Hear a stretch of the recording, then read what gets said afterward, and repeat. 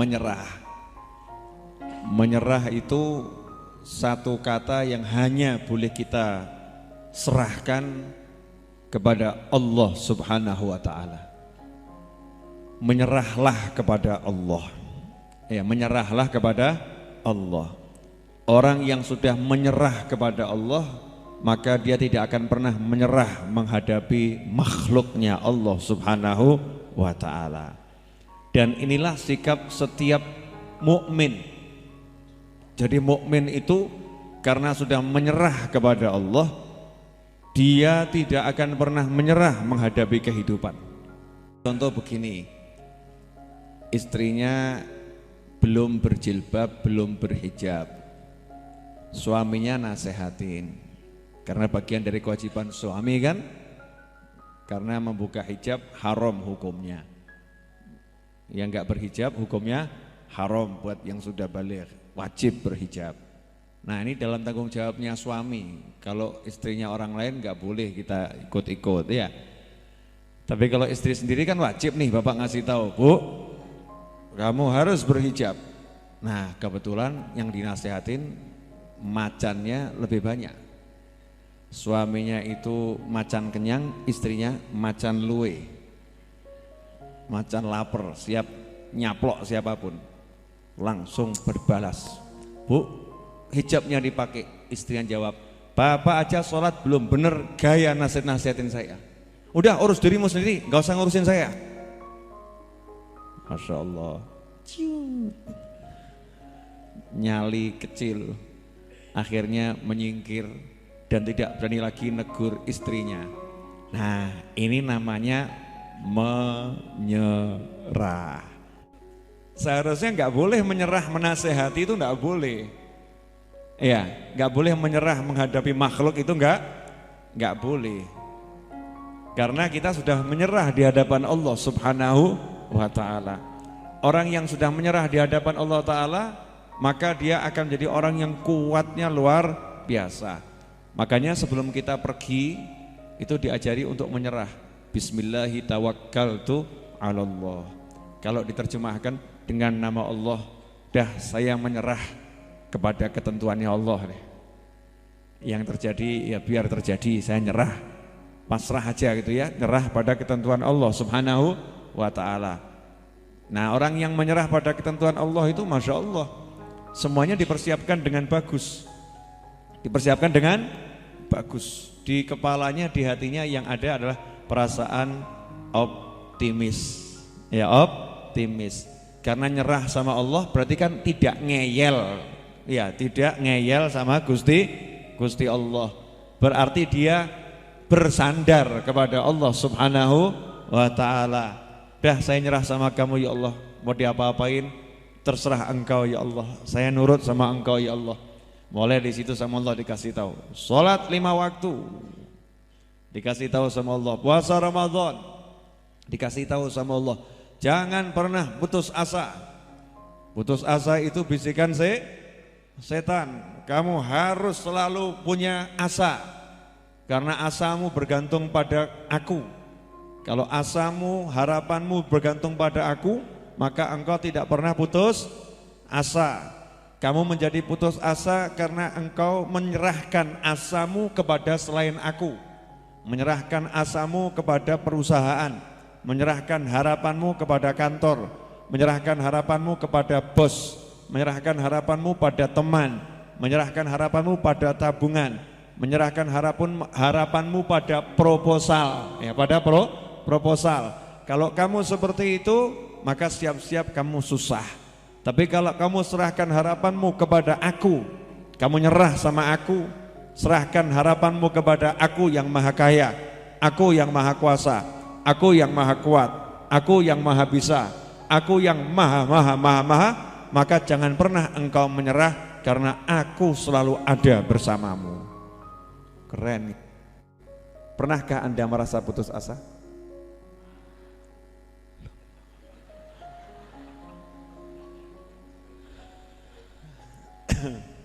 Pernah? Pernah ya? Pernah. Jadi pernah putus asa? Putus asanya kepada siapa?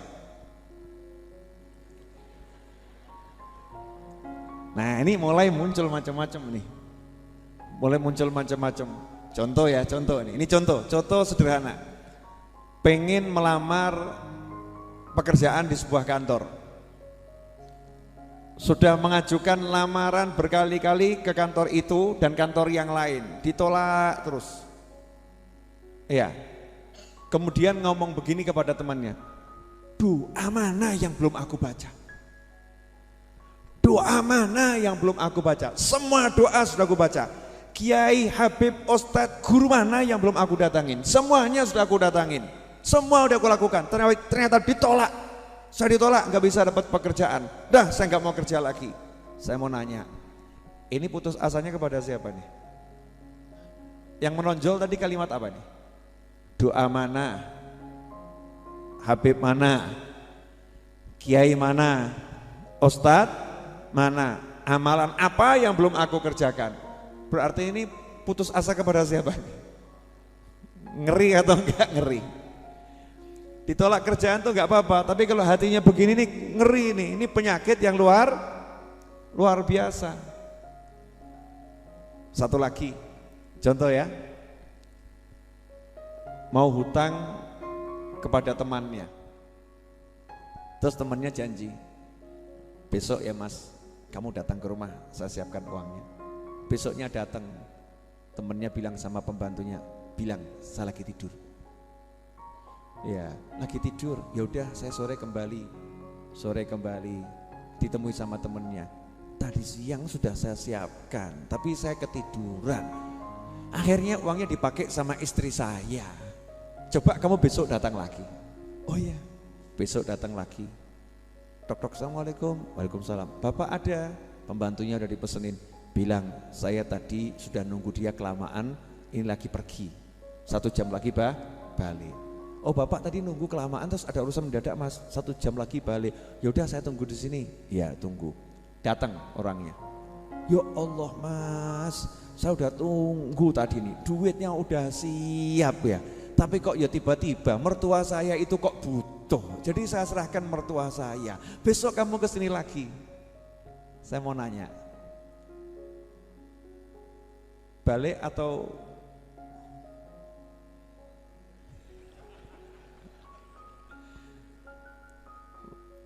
gimana?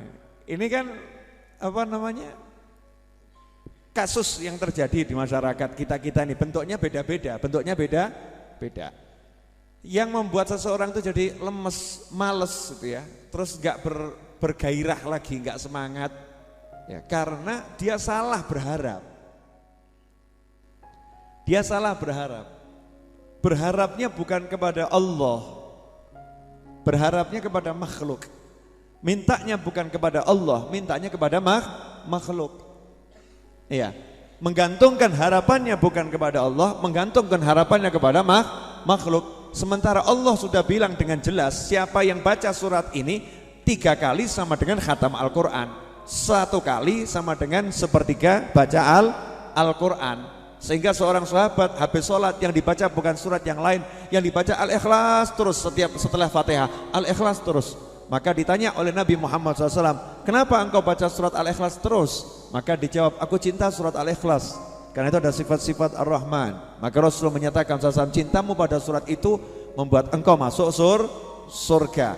Ternyata di Al-Ikhlas Allah sudah bilang, Qul huwallahu ahad. Nah ini yang harus kita sampaikan dulu kepada hati kita, pikiran kita, otak kita, ilmu kita, dosen kita, teman kita, guru kita, pekerjaan kita, kantor kita, relasi kita. Saya cuma punya Allah, bukan kalian semua. Tapi jangan diomongkan. Ketemu dosen, mau pendadaran, Qul huwallahu ahad. Gak sih lulus mas? Bukan gitu caranya. Hati ya, hati. Qul huwallahu ahad. Lulus nggak lulus bukan urusan bapak. Iya, dokter sembuh nggak sembuh bukan urusan kamu. Kantor, saya dapat gaji nggak dapat gaji bukan karena Anda. Pasar, laku nggak laku bukan karena apa? Pasar. Qul huwallahu ahad, semua karena Allah. Lah kalau sudah hati itu percaya semua karena Allah, ya tenang toh. Jadi ketika jual barang nggak laku, sama Allah belum boleh laku kok. pasti bagus. Ketika dia sudah berusaha maksimal, ya berusaha maksimal, belajar dan lain sebagainya, kemudian ternyata kamu nggak lulus, tambah setahun lagi, Allah nyuruh saya tinggal setahun lagi di kampus ini kelihatannya. Karena yang bisa menahan hanya Allah Subhanahu wa ta'ala. Lah kok ngelamar anaknya orang ya sudah diterima, kurang sebulan mau nikah, tiba-tiba kok dibatalkan oleh calon istri. Alhamdulillah, yang batalkan bukan calon istri. Qul huwallahu ahad, katakan Allah Maha Esa. Allah yang nyuruh dia batalin ini, pasti bagus buat saya. Karena saya bergantung hanya pada Allah. Allahus Samad. Allah tempat bergantung harapan saya, bergantung asa saya. Karena gantungannya Allah, tidak ada judul putus asa. Putus asa itu kalau kepada makhluk, centelannya makhluk, putus. Oh, makhluk itu lemah. Makhluk itu lemah. Tapi kalau gantungannya, centelannya Gusti Allah Subhanahu wa taala, Allah Maha Kuat, Allah Maha, maka enggak pernah putus. Beb, kasih contoh kasus. Oke. Saya kira-kira 2 minggu ini mengajarkan sesuatu enggak? Saya kan lagi ngajarin Anda semua dan diri saya sesuatu, betul enggak? Apa itu? Paham enggak? Pembelian tanah sebelah. Tanah sebelah. Harganya di atas 5 miliar rupiah. Iya, yang beli enggak punya duit. Gendeng apa edan?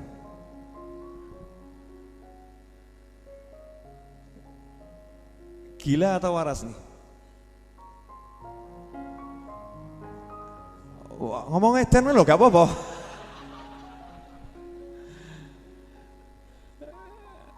Subhanallah.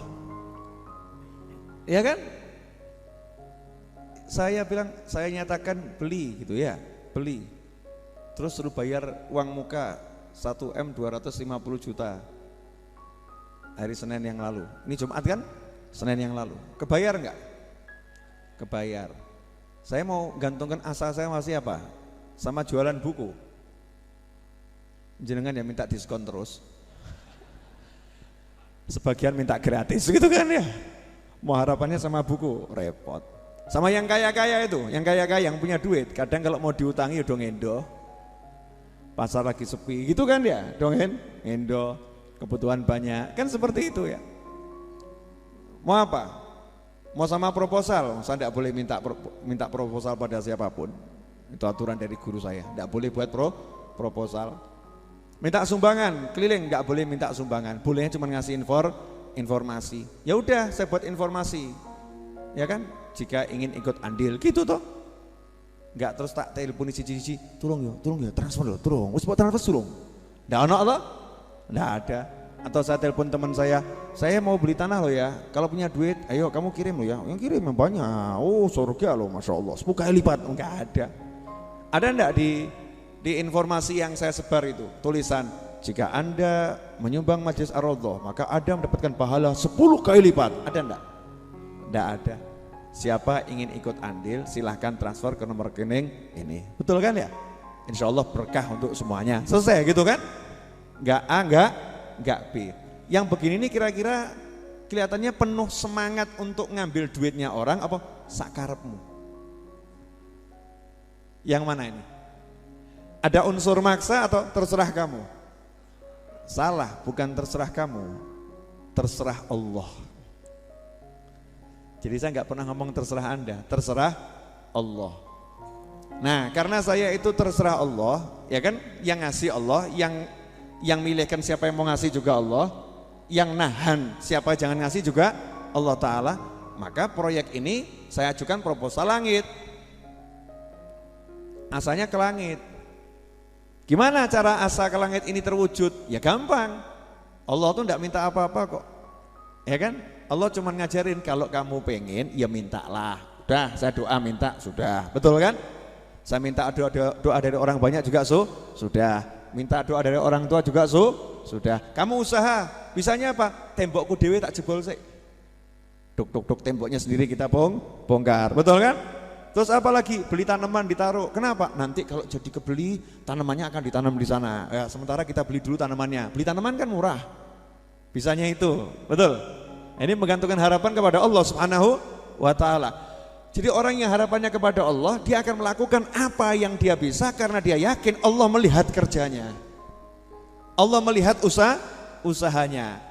Nah, apapun yang bisa dilakukan, digantungkan asanya kepada Allah. Di proposalnya disodorkan pada Allah. Ini loh ya Allah, ini loh ya Allah, ini loh ya Allah, ini loh ya Allah. Ke situ terus, ya ke situ terus. Nah, nanti hasilnya menakjubkan. Begitu Allah bilang kun fayakun. Ya kun fayakun.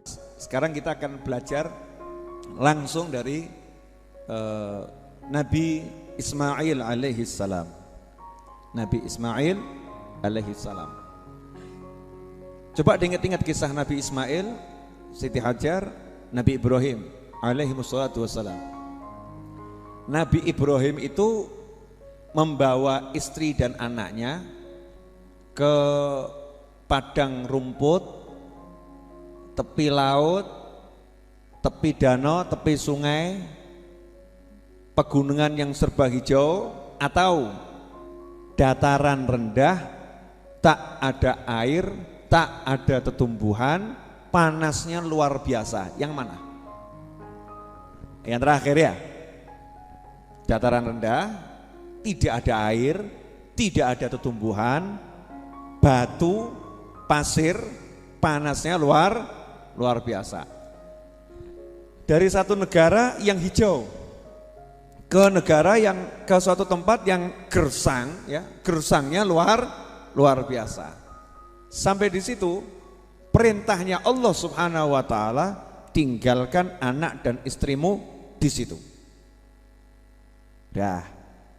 Sekarang bayangkan kalau mas, bapak, ibu, mbak diajak temennya naik mobil terus ditinggal di tengah padang Sahara. Ya. Terus temennya ngomong begini, tunggu di sini, saya insya Allah akan segera kembali. Kapan? Temennya jawab, "Mbuh." Pertanyaan saya, kira-kira nangis, teriak-teriak atau sendika dawuh? Yang mana? Teriak-teriak. Kamu kira mati saya di sini? Kalau mau bunuh sekalian tusuk. Jangan cara begini.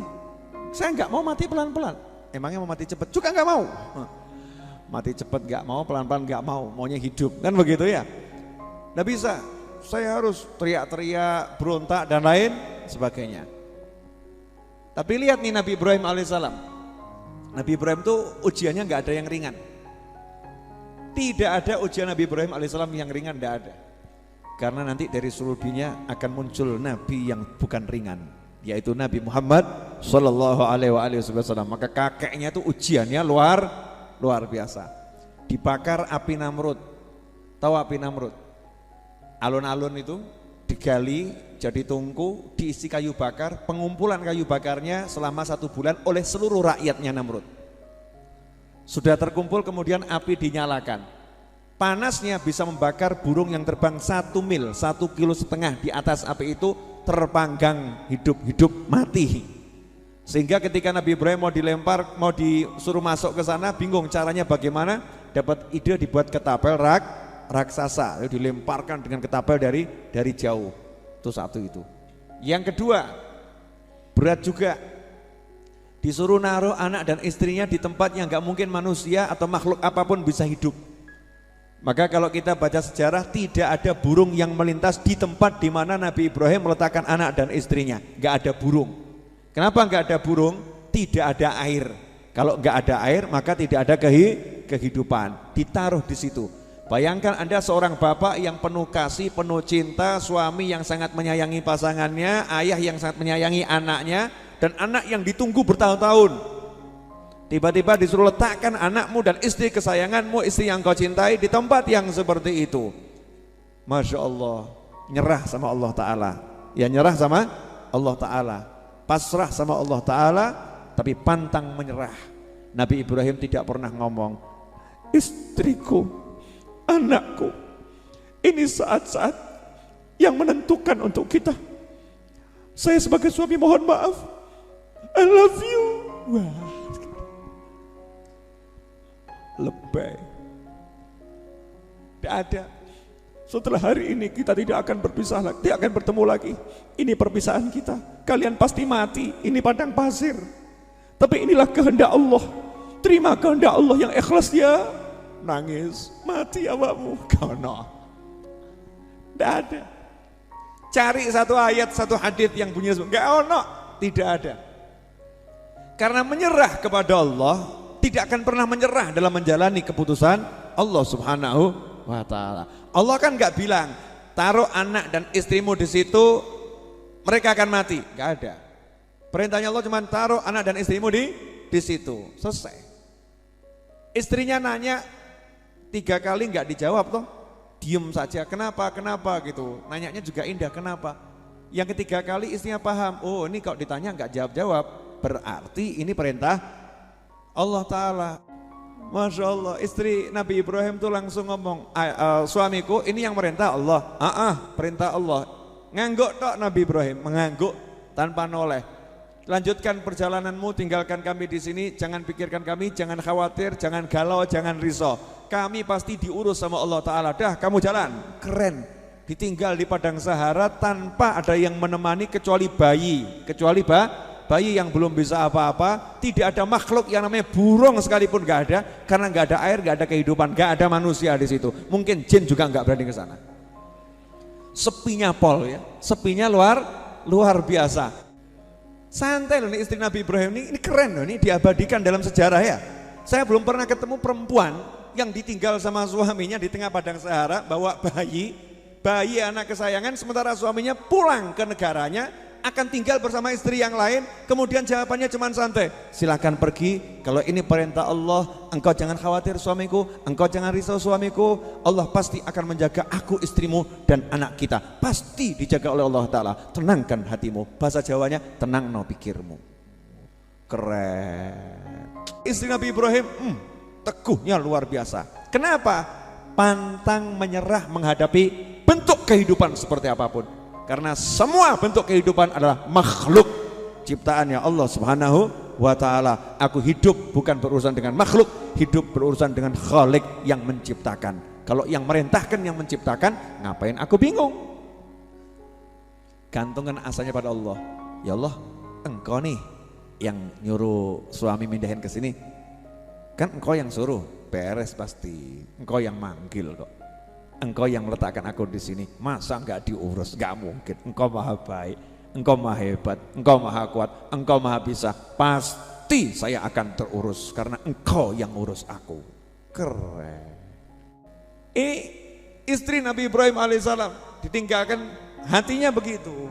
Kita enggak bahas bayi ya, bayi kan enggak masuk dalam kisah ini ya, enggak masuk. Ini kan kisah ini ujiannya untuk wanita dewasa, pria dewasa. Untuk anak belum jadi ujian ini, karena anak kecil kan nggak tahu apa-apa. Syariatnya gitu ya, syariatnya.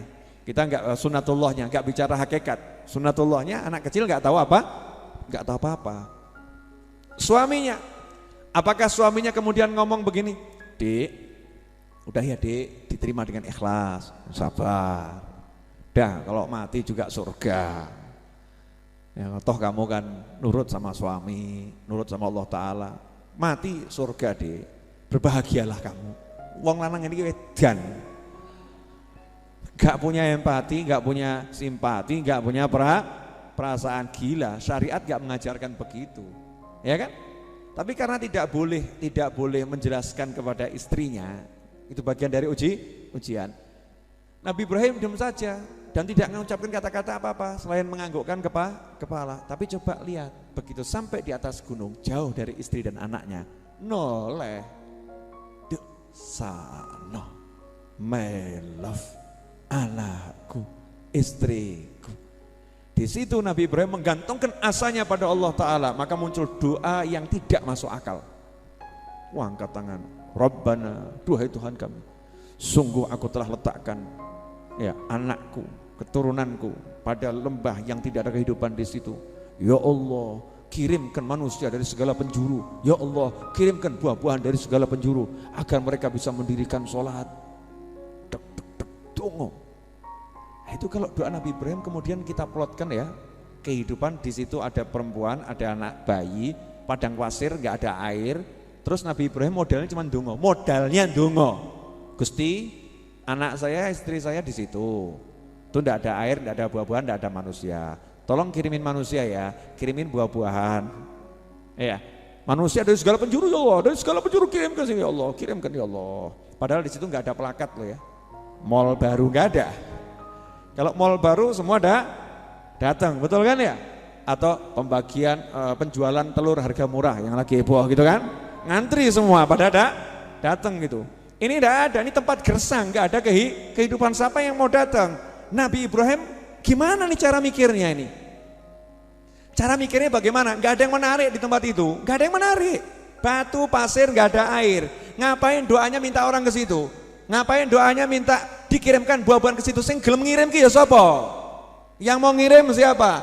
Nabi Ibrahim tidak pernah menggantungkan asanya kepada makhluk, tapi kepada Allah Subhanahu wa taala. Tuhan saya, ya minta sepuas-puas saya, semau-mau saya, enggak ada yang mustahil buat Allah taala, meskipun hitung-hitungan matematika mustahil. Buat Allah tidak ada kata mustahil. Angkat tangan doa dengan penuh cinta, sayang, harap. Nah ini namanya asanya digantungkan sama Allah. Doanya sungguh-sungguh dan naik ke tempat yang tinggi. Setelah itu pergi dengan santai, mantep, yakin anak bujuk pasti terurus. Pergi ke kota Syam, ya negara Syam di sana. Kemudian ada yang mengatakan di Palestina, tinggal di situ bersama istri yang lain. Sementara istri yang satu ini bersama anaknya berperang menghadapi kehidupan yang ganas di padang Sahara berdua, satu perempuan dan satu bayi. Ini contoh yang sangat gamblang enggak tentang pantang menyerah? Suaminya enggak boleh loh, yang melarang menemani ini Allah loh. Allah ngelarang, bukan Nabi Ibrahim ninggalin loh ya, jangan salah. Nabi Ibrahim pengen nemenin, gak pengen naruh anaknya di situ, tapi Allah yang suruh naruh, Allah yang suruh ninggalin. Kenapa? Karena Allah pengen mengajarkan pada manusia semuanya, kita, mengajarkan kita bagaimana orang yang betul-betul pasrah sama Allah Ta'ala, bergantung sama Allah Ta'ala, hanya berharap pada Allah Ta'ala, pasti beres urusannya. Yakinlah padaku, don't worry. Jangan takut kamu kalau udah pasrah sama aku. Subhanallah. Pergi Nabi Ibrahim, ya namanya subsidi makanan buat bayi, minuman ya. Di padang Sahara nggak ada pemasukan, dimakan habis atau nggak habis? Habis dan panas. Bayi itu kan bisanya cuma dua, tidur atau melek. Bisanya kan tidur atau melek bayi ya kan? Begitu melek bisanya apa bayi itu? Dua, senyum atau nangis. Nah kalau nangis biasanya suaranya pelan atau keras? Keras. Ibu teliti, cek pipis enggak ini ya? Enggak. Kembung enggak ya?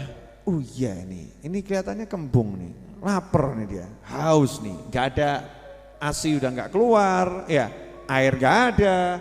Disitulah sang ibu mulai menggantungkan harapannya pada Allah Ta'ala. Ini ibu yang harapannya pada Allah Ta'ala. Lihat kanan, lihat kiri, yang ada pasir sama batu, enggak ada air. Solusinya apa? Nah ini loh. Jadi orang yang bergantung pada Allah Ta'ala, dia tuh selalu bergerak mencari solusi, nggak pernah menyerah. Bukan kemudian duduk, ya udah, nak, mohon maaf ya nak ya, persiapkan menghadapi Israel nak. Di sini nggak ada air nak, ibu cari sampai kemanapun tidak ada air nak. Ya nanti entah siapa yang mati duluan, ibu atau engkau. Maka daripada ibu sia-siakan waktu untuk cari air dan tidak mungkin dapat nak, karena nggak ada yang mau ke sini nak, maka lebih baik kita berpelukan menghadapi Israel bersama, menunggu kematian. Nggak ada begitu. Si ibu ini nggak mikir ada manusia atau nggak ada manusia, nggak mikir begitu. Ada air atau nggak ada air. Tugasnya apa? Minum, haus, cari air. Di sini nggak ada, di sana nggak ada. Kira-kira yang bisa membantu siapa ya? Musafir lalu. Oh siapa tahu di jauh sana ada musafir yang bisa saya lihat dengan mata saya. Bagaimana cara cari musafir lewat? Naik ke atas gunung, berangkat ke sofa, inguk-inguk di sofa. Daonok sofa, tidak ada di sofa, lari ke Marwah. Gak ada. Mestinya kan berhenti nih. Selesai toh? Sofa enggak ada, Marwah enggak ada, mestinya balik ke anaknya. Mestinya balik ke anaknya yang di depan Ka'bah itu. Nabi Ismail lagi di depan Ka'bah di situ kan. Mestinya kemudian digendong anaknya. Tak gendong nak. Ojo nangis ya nak ya. Ini dalam perintah Allah nak. Allah yang nyuruh, jangan khawatir nak. Kita kalau mati syahid. Iskariman aumut syahidan. Ini mati syahid nak. Menjalankan perintah Allah. Taat pada suami, taat pada Allah. Sayangku. Mestinya begitu. Itu orang nyerah.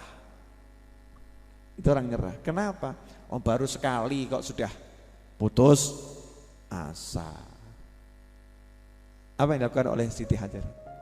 Sofa Marwah, Sofa Marwah,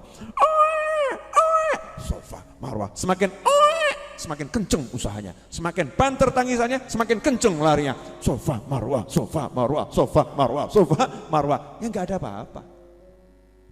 Tetap nggak ada apa-apa. Tapi rupanya ibu ini dia minta sama Allah, ya Allah air, ya Allah air, Sofa Marwah. Bukan minta pada manusia, makanya nggak pernah berhenti. Kalau belum ketemu air, saya tidak akan berhenti. Karena Allah pasti ngasih. Kalau saya minta sama Allah, saya pasti diberi. Saya harapan saya hanya Allah Ta'ala.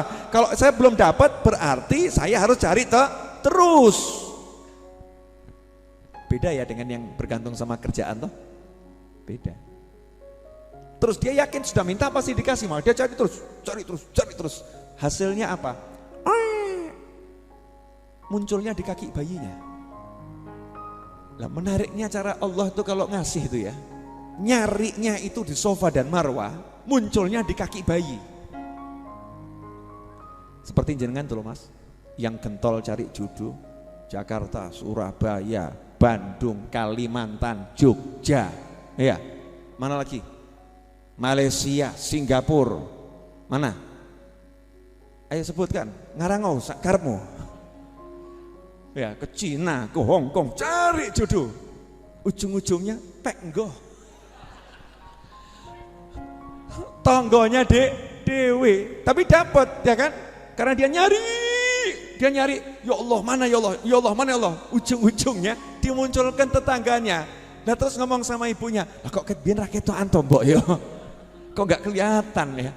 Ini kok nggak kelihatan dari dulu, kok munculnya sekarang? Sama Allah dimunculkan.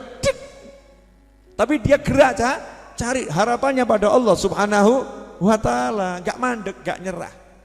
Sepupu saya 17 tahun menikah gak punya anak, keliling dunia berobat, ujung-ujungnya apa?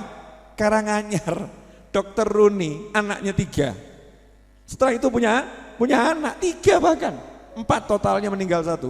Masya Allah. Keren atau gak keren?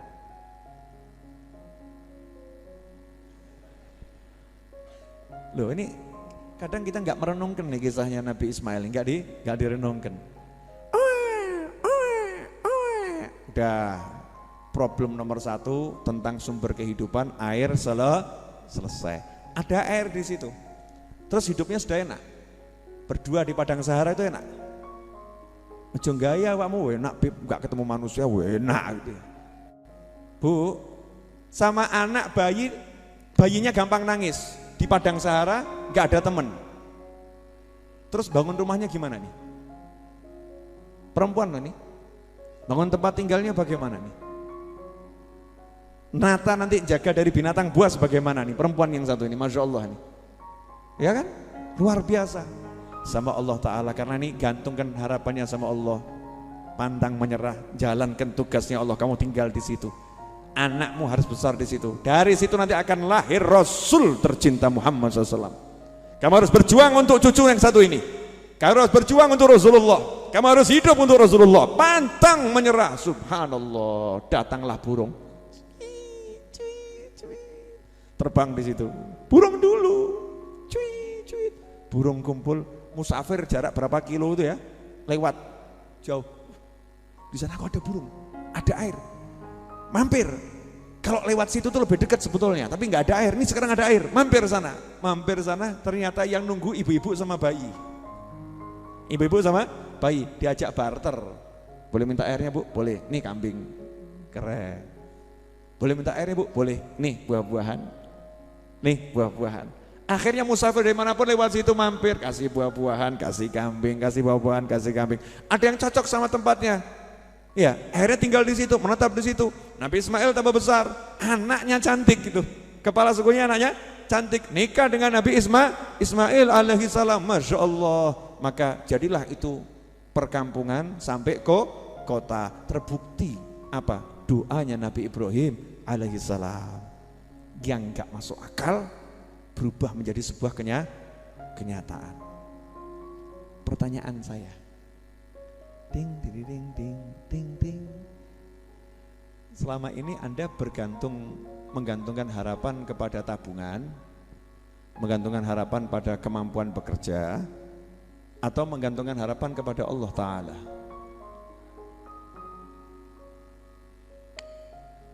Jadi orang yang udah percaya sama Allah gak mungkin menyerah.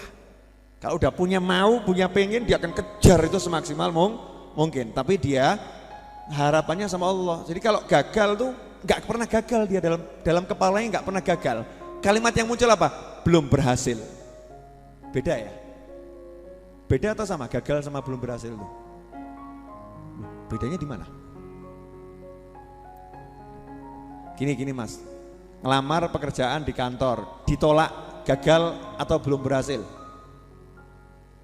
Alah gaya. Sekarang aja ngomongnya belum berhasil. Kemarin ngomongnya apa? Loh kok tadi bilang belum berhasil? Yang betul gagal atau belum berhasil? Belum berhasil atau gagal? Halo? Kok bingung kenapa?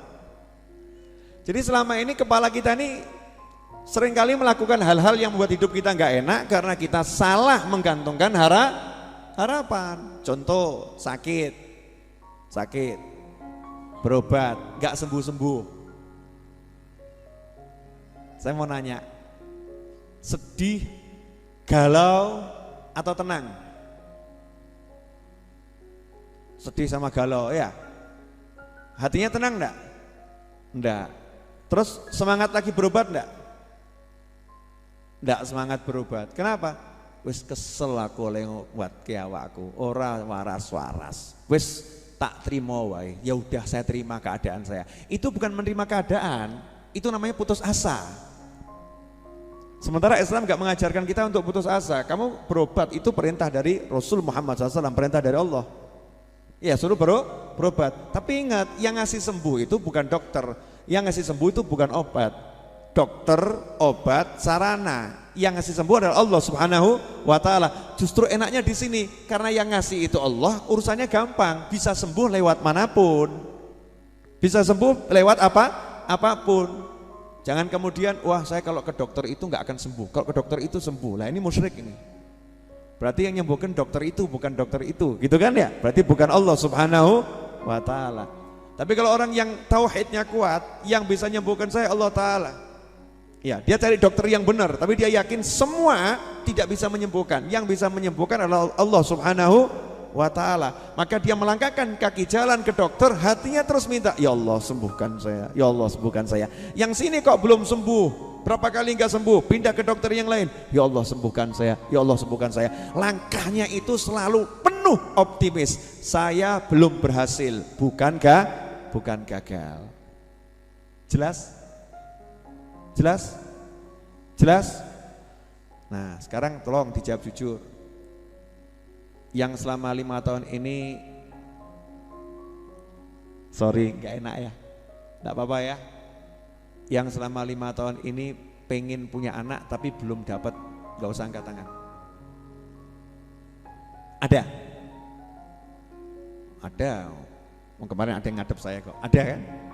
Nah kalau terus anaknya oke-oke saja, ini kadang yang punya penyakit ibu mertuanya. Nak, ya Bu, kamu salah pilih istri. Istrimu tuh gak bisa punya anak itu. Sana cari istri yang lain. Anaknya ya seneng-seneng saja. Yes. Anaknya seneng-seneng saja. Nah, istrinya mumet-mumet saja. Ibu yang seperti ini salah atau benar nih? Salah. Seharusnya dia ngucap sama anaknya, nak jangan putus asa, yang bisa ngasih anak itu hanya Allah Subhanahu wa ta'ala. Tugasmu usaha terus, kamu usaha terus, jangan capek. Jadi orang yang menggantungkan harapan sama Allah tidak pernah merasa lelah, gak pernah merasa capek. Kenapa? Aku gak berharap dari usahaku, gak berharap dari kemampuan dia, aku hanya berharap dari Allah Subhanahu wa ta'ala. Lah Allah belum kasih, ya aku akan minta terus, aku datangi Allah terus. Datangin Allah bagaimana? Ya dengan usahaku ini aku lagi datangin Allah. Masa orang datangin Allah putus asa, kan aneh. Saya sudah terlanjur terjumus dalam maksiat Habib, kiai guru, jadi saya sudah tidak kuat untuk mentas dari kemaksiatan lagi. Salah ini. Sehebat apapun engkau beramal, engkau tidak akan bisa menghindarkan diri dari maksiat kecuali dengan izin Allah Subhanahu wa ta'ala. Tugasmu tuh datangi Allah. Makanya kita nggak boleh ngecap siapapun orang yang mendatangi Allah dengan cap macam-macam. Apapun bentuknya, apapun modelnya, dia lagi mendatangi Allah Ta'ala, dukung. Ayo mas, maju terus mas. Tapi saya ini masih begini, lanjutkan taatnya maksudnya ya. Lanjutkan, kamu kepleset, bangun lagi, kepleset, bangun lagi. Katakan pada setanmu, kalau kamu membuat saya tidak bisa sholat subuh hari ini, besok saya akan tahajud sampai subuh. Setanin ratap, ditegur sama atasannya, tan cilik, Rene tan cilik. Ya bos, dia itu biasanya nggak pernah tahajud. Ya bos, kenapa sekarang tahajud? Gara-gara saya tiup dia jadi ngantuk, dia nggak sholat subuh. Padahal subuh dia bangun, dia tidur lagi. Akhirnya dia sholat subuh jam 9 pagi. Iya tapi ini akibatnya nih, hari kedua dia sekarang tahajud ini. Besok jangan kamu ganggu lagi, biar dia sholat subuh. Ya bos, makasih bos atas sarannya. Masya Allah, Habib berpengalaman jadi setan ya? Kurang ajar awakmu. Jadi begitu, dia orang nggak putus asa ini, ya kuat. Yang buat orang lemah, kan inget-inget tuh ya, pesan dalam Al-Quran ya, jangan pernah putus asa dari rahmat Allah Subhanahu wa ta'ala. Kok bangun subuh jam 12:30, subuh di waktu zuhur, enggak jadi masalah. Yang jadi masalah kalau kemudian hancur, kemudian jadi wah memang saya neraka. Betul kan?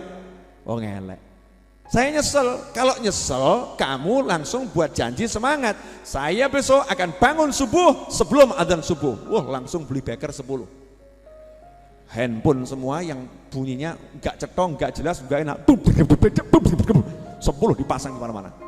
Setan yang ngomong ini sama anak buahnya, kamu kurang ajar. Kenapa? Duit yang tadinya mau dibuat maksiat sama dia, sekarang dibuat beli handphone untuk sholat. Akhirnya setiap handphone mendatangkan pahala. Kacau nih, ini stok pahalanya naik. Maksiatnya dia kehapus gara-gara dia beli handphone untuk seperti itu. Ini gara-gara kamu nih nggak pinter dalam menggoda manusia. Bos saya belum pinter, ajarin biar lebih pinter. Makanya berguru sama saya. Setan ternyata punya majelis taklim syaitan. Level-levelnya ada. Loh dikursuskan loh, setan itu ada kursus-kursusnya. Kursus nih menggoda manusia model begini. Nah setan itu paling capek goda manusia yang ahli ilmu, kesel. Dijerumuskan maksiat, taatnya nambah. Ya kan? Dijerumuskan maksiat, tambah kemudian nambah taat. Duitnya dibuat hilang, ya dibuat hilang. Mikirnya tambah, oh itu uang berarti ada dua kemungkinan, satu halal, satu haram. Kalau haram, yo ben hilang sisa. Kalau halal mesti balik, berarti aku harus kerja lebih giat lagi. Siapa tahu nanti Allah akan ngirim aku rezeki gantinya yang hilang itu berlipat-lipat. Oke, sekarang aku akan ke pasar lebih giat lagi. Wah, goro-goro tak jerumuskan begitu, sekarang dia semakin giat. Terus dapat duit, sedekahnya semakin gede. Wah repot nih ngadepi orang berilmu. Akhirnya setan mengeluarkan ultimatum kepada seluruh anak buahnya. Kawan-kawan, mulai hari ini jangan menggoda orang alim dengan godaan-godaan seperti itu. Kenapa? Tiwas kesel. Kita capek menjerumuskan dalam maksiat, kemudian dia dapat pahala yang besar. Terus gimana guru? Kata setan kepada setan bawahannya. Gimana guru? Ya udah, kasih bisikan yang sering dia nggak sadar. Apa itu? Jadikan kesombongan ada dalam hatinya. Ini penyakit kita sejak dahulu kawan-kawan. Kita ini diusir gara-gara kita sombong. Mari kita tularkan kepada manusia. Ini kita pakarnya. Penyakit sombong ini adalah kekhususan kita para setan. Nah manusia akan kita ajari sampai dia tidak terasa kalau lagi berbuat sombong. Naudzubillah min dzalik. Nah orang yang menggantungkan harapan pada Allah nggak kenal putus asa. Jelas? Apa yang jelas? Dah, sekarang penutup, belum selesai closingnya ya. Begini, pertanyaan saya pertama tadi loh, Tuhan kita siapa? Yang maha memberi siapa? Yang maha bisa siapa? Yang maha kaya siapa? Kita berhubungan dengan siapa? Kita hambanya siapa? Selesai. Sekarang saya mau cek, boleh? Ada enggak di sini yang punya masalah, punya hutang banyak? Ayo ngomong, ngaku sing banter ngono lho ya. Ada enggak yang punya masalah hutangnya banyak? Yang paling banyak hutangnya siapa? Habib Novel nih. Saya mewakili Anda semua, saya punya hutang itu lebih dari 4M. 4,5 M hutang saya dan selama 6 bulan harus lunas. Betul? Oke. Sekarang yang bisa buat kaya siapa? Kalau saya gantungkan harapan saya pada pekerjaan, jualan buku di Tokopedia, jualan buku di pengajian, Anda mengerti, saya berangkat pengajian, jamaah yang saya ajar ada 2000, saya bawa buku 100, yang laku cuma 8. Bapak, ibu-ibu yang berminat beli buku-buku tulisan saya, selesai majelis ini ya, bisa beli di belakang sana, buyar semua, ke arah yang sama, tapi yang mampir beli buku 8 orang. Ya kan? Bahkan saya bilang, buku saya diskon 50%, yang beli cuma 10 orang. Rata-rata begitu, gak banyak yang beli. Jadi kalau menggantung harapan dari jualan buku, gak akan tertutup itu yang namanya melunasi hutang dalam waktu 6 bulan. Betul? Oke. Menggantungkan harapan saya kepada kalian. Anda ini, transfer, sehat transfer Bib, saya ketahui. Betul kan? 10.000. Bisa, tapi butuh waktu yang sangatlah lama. Bener kan? Atau kepada seluruh masyarakat Indonesia, siapa yang kenal aku? Siapa yang kenal saya? Kalau kenal, siapa yang mau bantu saya? Betul kan? Teman-teman sugih, Masya Allah. Masa saya harus telepon, please, ya enggak jawabannya iya. Oh iya Beb, siap. Ya kan? Boleh saya hutang? Siap. Begitu nyebut hutang 1 miliar, jaminannya apa? Pasti akan begitu. Ya pasti akan begitu.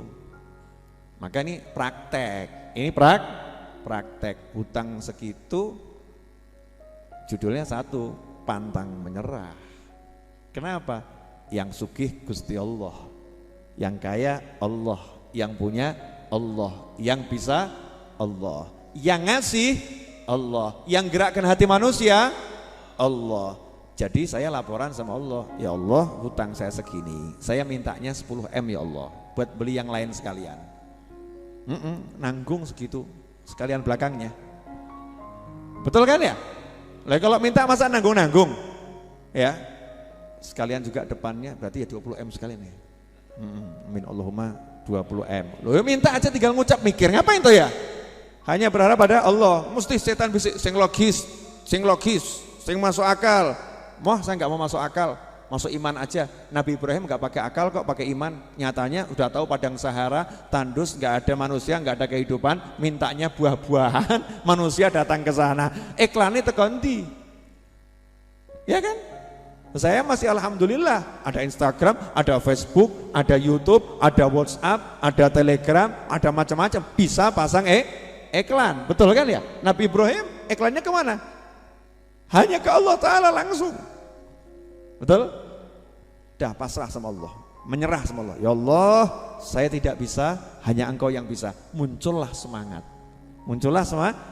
semangat. Hambaku, kalau Engkau yakin aku yang bisa, tunjukkan. Kamu percaya sama aku, tunjukkan.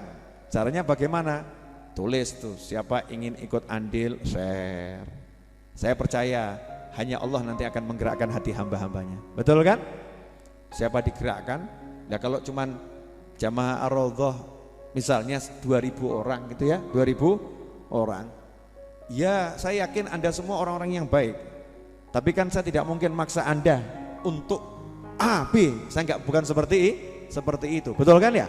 Masing-masing punya kebutuhan, masing-masing punya kepentingan. Nanti kan muncul angkanya sendiri. Butuh waktu yang lama. Maka langsung saya lihat jagat raya. Ya Allah, umat Rasulullah ada di jagat raya. Indonesia, Malaysia, Singapura, itu banyak umat Rasulullah. Gerakkan hati yang cocok untuk majelis ini. Jadi yang uangnya itu cocok untuk majelis ini, ya Allah gerakkan. Yang gak cocok gak usah. Paham maksudnya toh? Nah, ini bahasa halus, udah kasar-kasar gitu loh. Wah, share, sebarkan, share. Itu satu yang saya bisa. Dua, punya apa kamu? Buku, jualan buku. Buat acara nanti tanggal 3 Agustus launching buku baru, betul kan? Itu bisa saya. Jumlahnya bukunya 3.000, entah lakunya berapa, tapi disiapkan jumlah yang besar. Kemudian jual paket buku 9 judul, harga Rp500.000. Bisanya jualan buku. Jualan apa lagi? Baju takwa. Belum diiklanin tapi itu ya. Baju takwa. Apa yang bisa lagi? Entek. Apa nah ya? Kau no. Bisa yang saya bisa itu. Apalagi gambar. Bangunannya digambar dulu. Apalagi oleh gempur-gempur. Ya, apalagi nanti insya Allah tanggal 3 Agustus peletakan batu pertama. Nekat ya. Apalagi Senin insya Allah kita bongkar. Apalagi terus muncul nih yang bisa kita lakukan. Ajaib. Subhanallah. Percaya boleh, nggak percaya boleh. Iya. Saya sangat senang dan syukur sama Allah karena sangat banyak orang yang transfer yang nilainya 50.000, 100.000, 50.000, 100.000. Jumlahnya sangat banyak.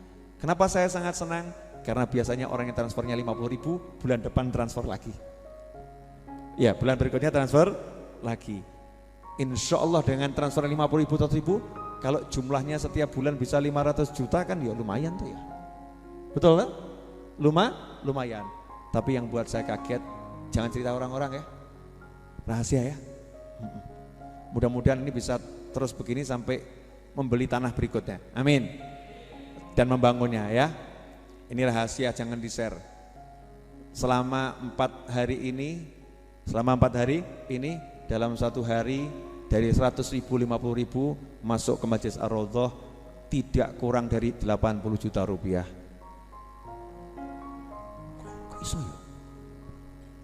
Kok iso ya? Terus yang transfer wong piro ya? 80 juta dibagi 100.000 berapa? Saya gak pernah mikir soalnya.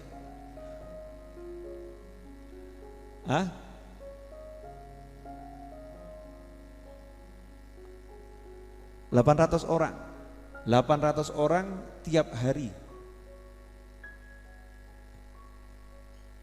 Gimana itu? Yang gerakkan hati manusia itu siapa? Mesti setan bisi. Setan ini, hei kamu ngapain kesini setan? Pergi. Setan kok bisiin Anda? Itu kan Habib Novel, kurang ajar setannya. Kalau saya nggak bisa.